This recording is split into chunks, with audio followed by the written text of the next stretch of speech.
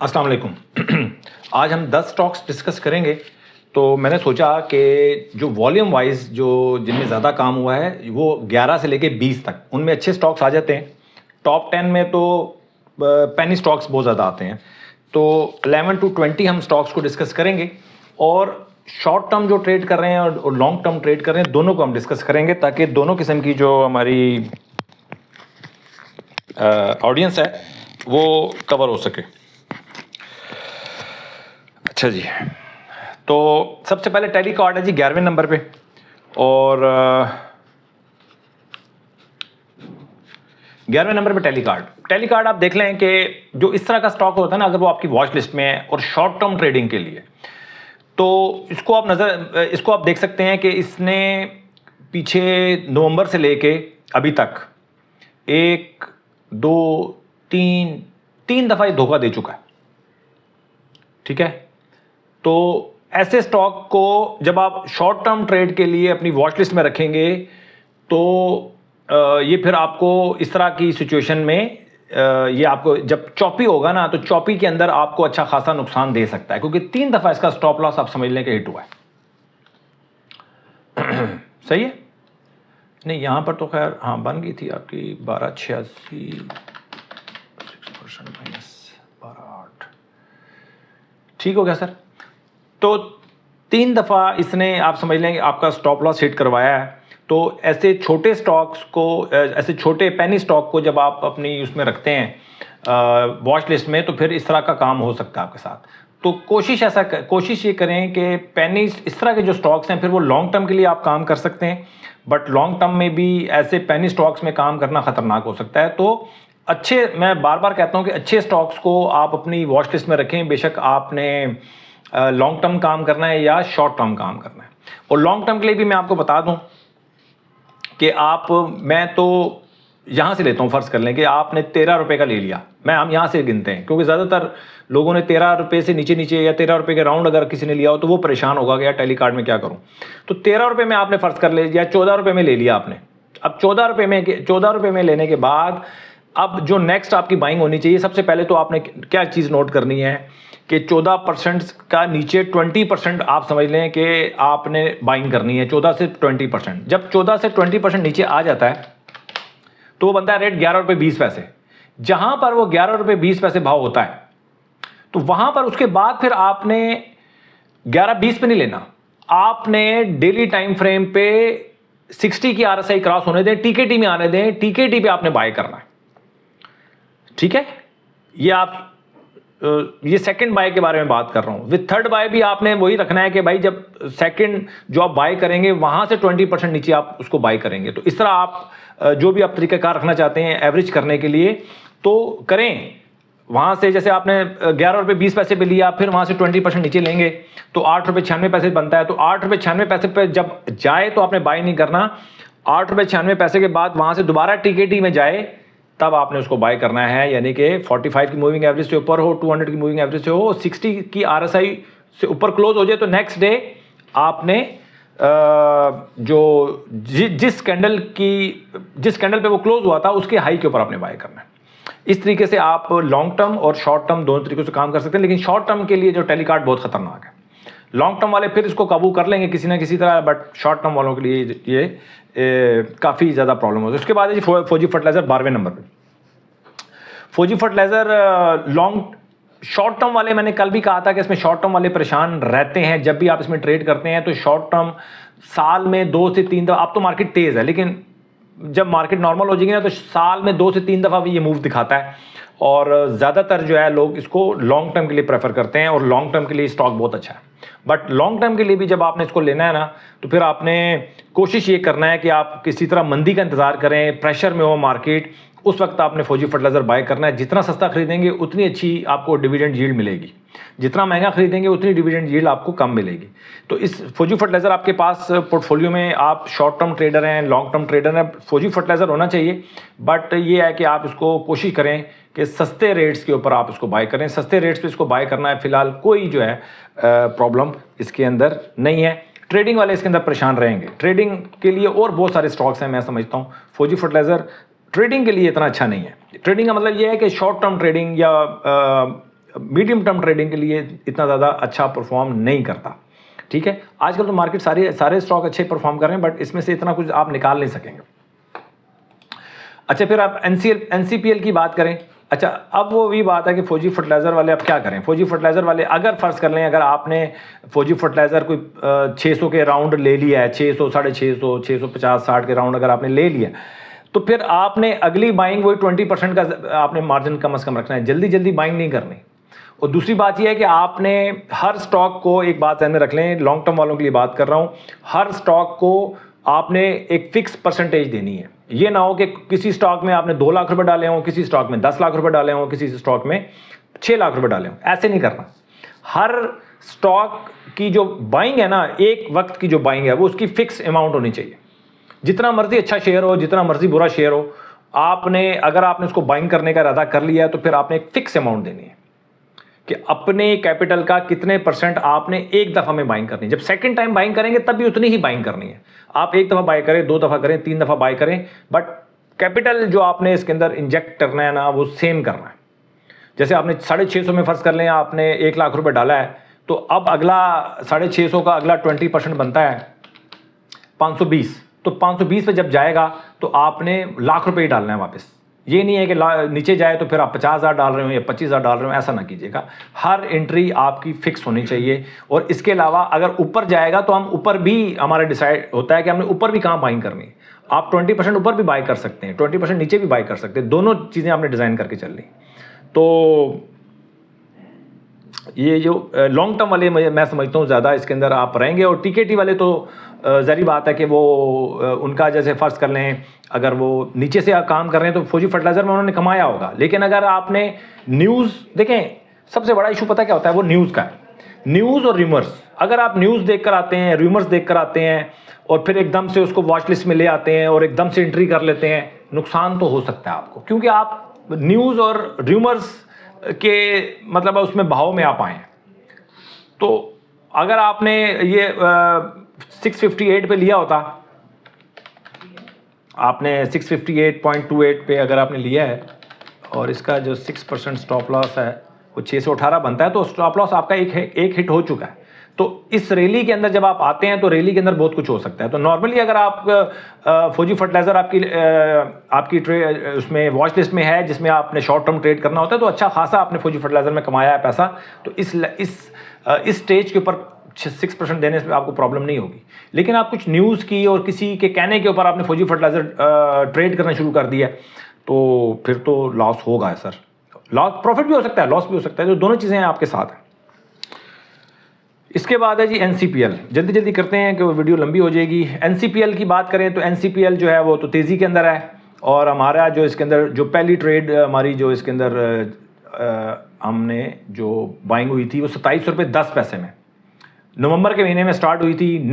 अगली जो हमारी बाइंग हुई इसके अंदर आप समझ लें वो भी तकरीबन 54 रुपये में, अब 78 रुपये चल रहा है। अब एक बहुत बड़ी आपने रैली मिस कर दी है। अब आके अगर आप इसको अपनी विश लिस्ट में डालेंगे या वॉच लिस्ट में डालेंगे तो आपके लिए प्रॉब्लम हो सकता है। ये शॉर्ट टर्म वालों के लिए बात कर रहा हूँ।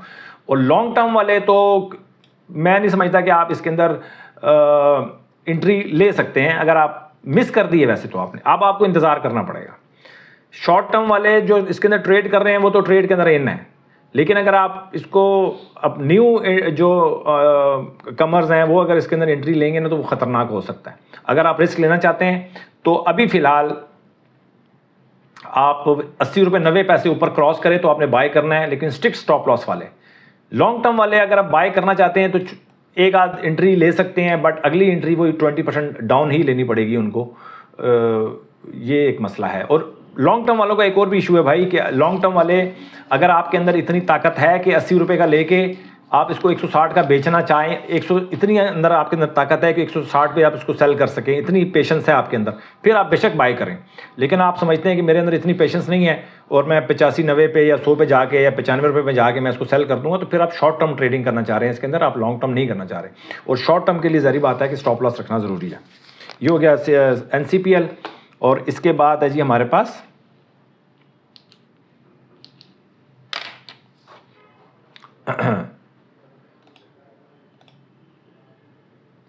इसके बाद है जी हमारे पास सिनर्जी।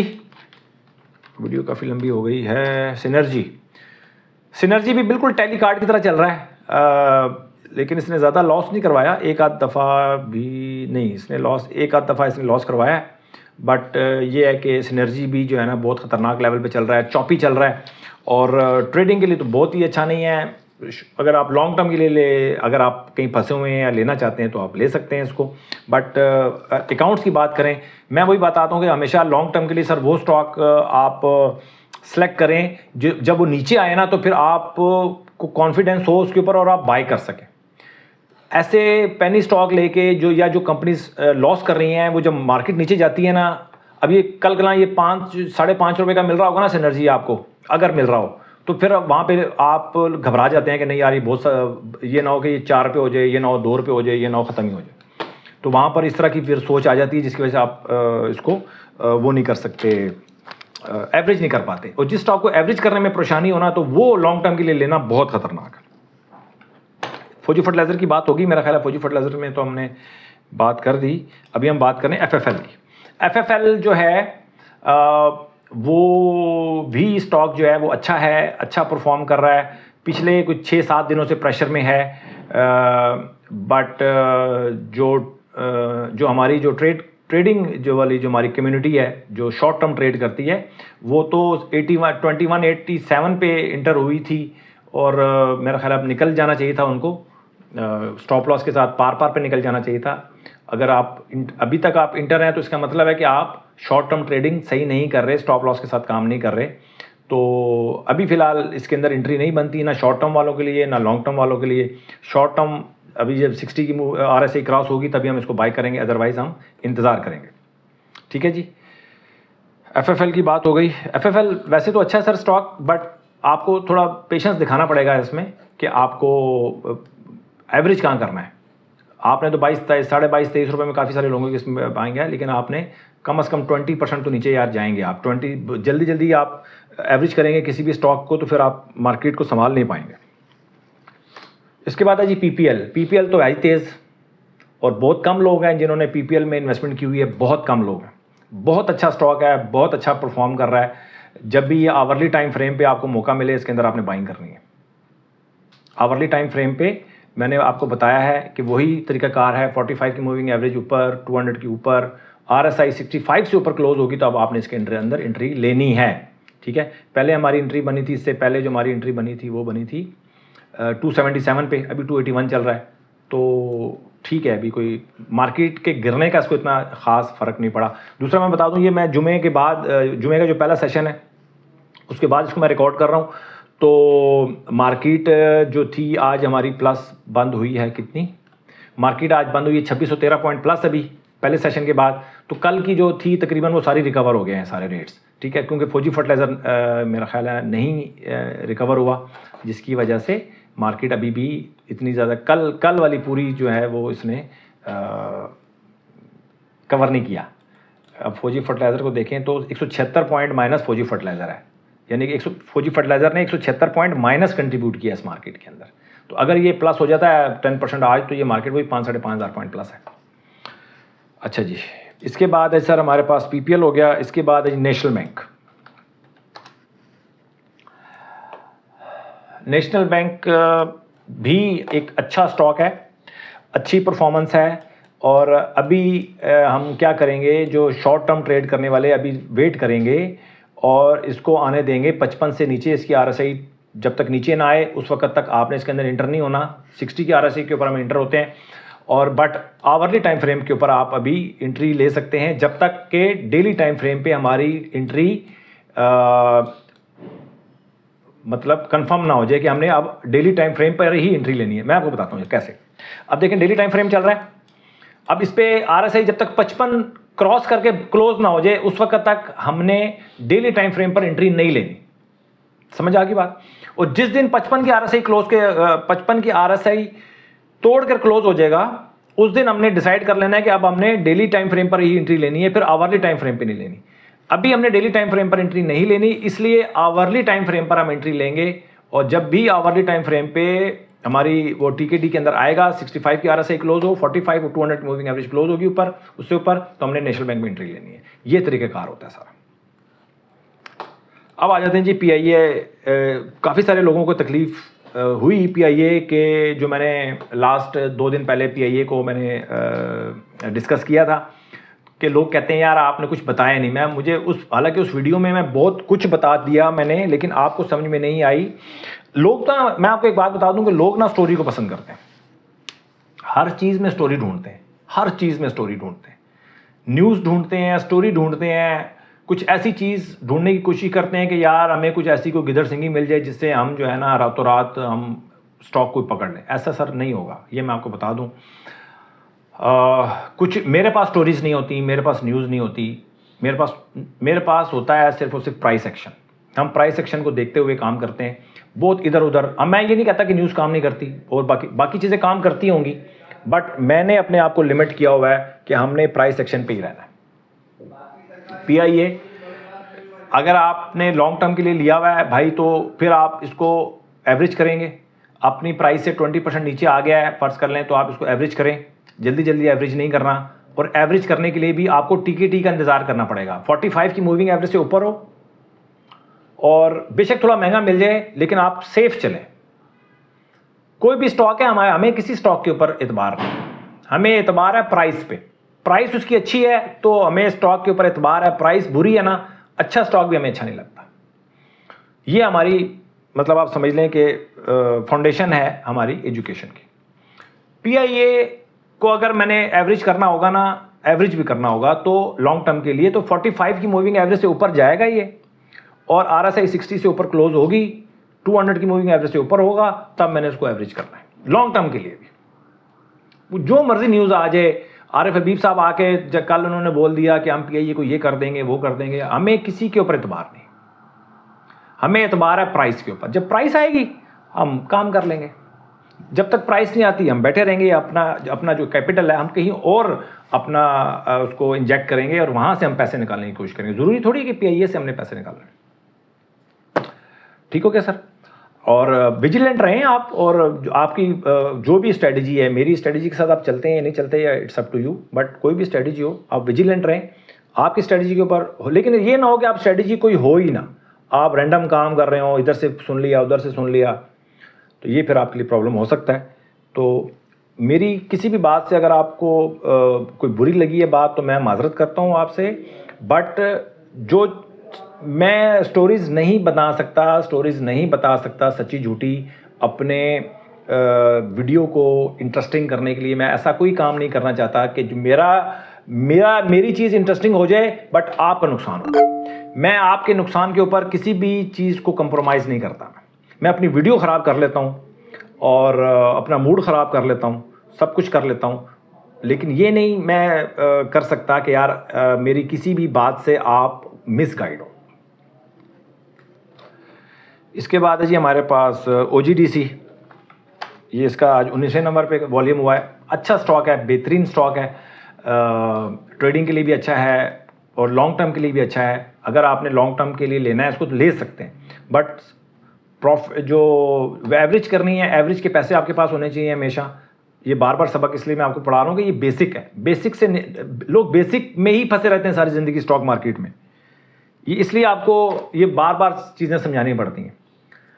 और फौजी सीमेंट की बात करें तो फौजी सीमेंट भी अच्छा है, फंसा हुआ है, चौपी हुआ है, वही टेलीकार्ड और सिनर्जी जैसे लेवल के ऊपर चल रहा है। बट ये है कि ये स्टॉक जो है वो होना चाहिए आपकी उसमें, अगर आप शॉर्ट टर्म ट्रेड करते हैं तो आपकी ये वॉच लिस्ट में होना चाहिए। और जब ये आएगा, इसकी TKT में आएगा, तो हमें इसके अंदर काम करना पड़ेगा। इसके अलावा कोई हल नहीं है सर। ठीक है सर, अपना बहुत ख्याल रखें, अपनी इन्वेस्टमेंट का ख्याल रखें। और शॉर्ट टर्म लॉन्ग टर्म ये दोनों अलग अलग चीज़ें हैं, दोनों को अलग लेके चलें। अगर आप कंफ्यूज हैं तो पहले सिर्फ लॉन्ग टर्म कर लें या सिर्फ शॉर्ट टर्म कर लें। बट ये है कि अगर आप जब तक क्लियर ना होना तो उस दोनों कैटेगरीज को साथ लेके चलना बड़ा मुश्किल है। और ज़ाहिर बात है, अगर आप स्टॉप लॉस के साथ नहीं काम करते फिर तो आप शॉर्ट टर्म को भूल जाएं, आप फिर आप लॉन्ग टर्म की तरफ आएँ। अब लॉन्ग टर्म के अंदर भी एक प्रॉब्लम है, दो प्रॉब्लम है मेरे साथ। शॉर्ट टर्म करना है तो स्टॉप लॉस लाजिमी लगाना है। अब ये लोगों को प्रॉब्लम लगता है मेरा, अब मैं क्या करूँ। लॉन्ग टर्म में जाना है तो मिनिमम प्रॉफिट ही 100% रखना है। लोगों को ये दोनों बातें समझ में नहीं आती। जब लोगों को ये दोनों बातें समझ में नहीं आएंगी तो ना लोग मेरे साथ चल सकेंगे और ना ही मैं लोगों के साथ चल सकूंगा। ये प्रॉब्लम है सर। अगर आपको ये दोनों बातें समझ में आती हैं तो आप मेरी वीडियोस की तरफ आया करें, वीडियोस देखा करें, समझ में आए। ये दो सबक मैं नहीं भूल सकूंगा। ना ही मैं इसके ऊपर कंप्रोमाइज़ करूंगा कि शॉर्ट टर्म ट्रेड करना है तो स्टॉप लॉस रखना पड़ेगा, और लॉन्ग टर्म ट्रेड करना है तो भाई आपको अपना प्रॉफिट 50-60 से ऊपर 100 तो मैं वैसे ही बोल रहा हूँ सर, 50 तो मैं वैसे ही बोल देता हूँ, 100 भी वैसे ही बोल रहा हूँ। आपको बहुत सारे स्टॉक्स मिल जाएंगे 200, 300, 400, 500, 600 गुना, 1000 गुना तक के भी स्टॉक मिल जाएंगे आपको। लेकिन आप अपना माइंड को क्लियर करें। अपना बहुत ख्याल रखें। Thank you very much.